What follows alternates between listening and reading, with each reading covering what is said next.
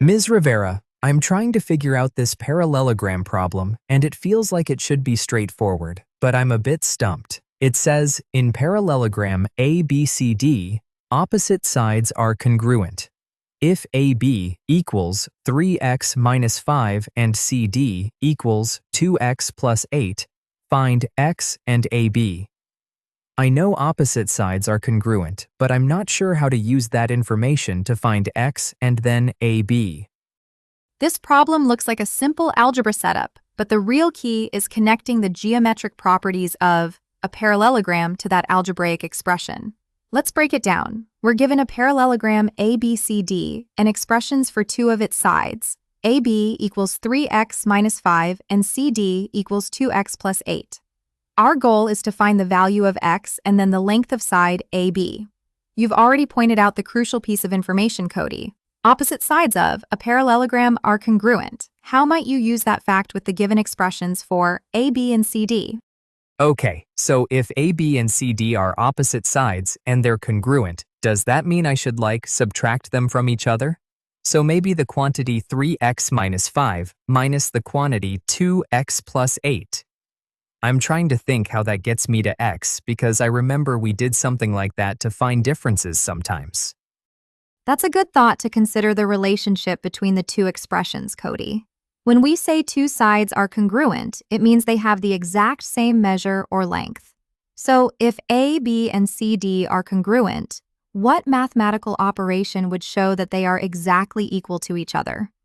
Oh, right. Congruent means they're the same length. So if they're exactly equal, that means I should set them equal to each other, right? Like 3x minus 5 equals 2x plus 8?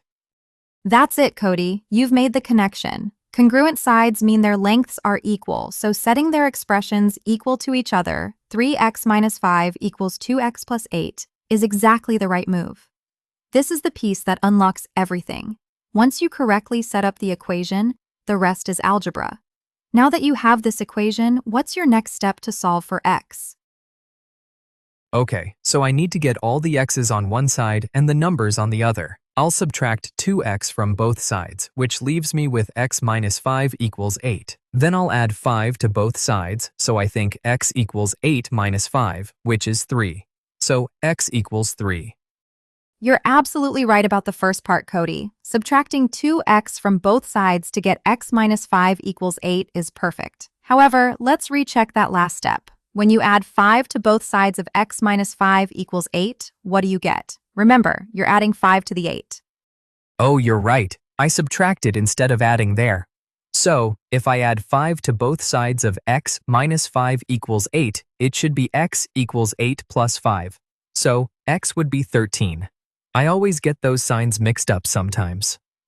Exactly, Cody. You've got it this time. X equals 8 plus 5 correctly gives us x equals 13. It's a common mistake with the signs, but you caught it. Now that we've found the value of x, how can we use that to find the length of side AB? Okay, so we have x equals 13. I need to plug that back into the expression for AB, which is 3x minus 5. So that would be 3 times 13 minus 5. Let me try this.